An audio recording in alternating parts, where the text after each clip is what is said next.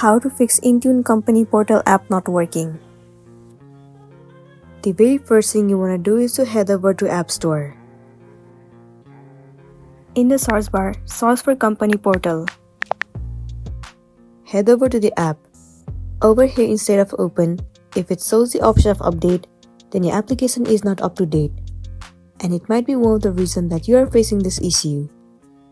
In this case, all you want to do is click on update and update your application to the latest version.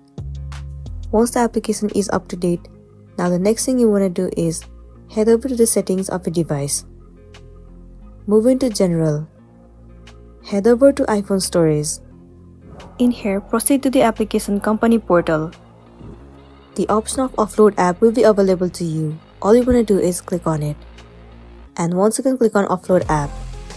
Offloading the app will clear the cache and the storage of this application. It will also make your application run smoothly. So it might also fix the issue that you have been facing on Instagram. But if you are still facing the issue, then what you want to do is simply uninstall the application and reinstall it again.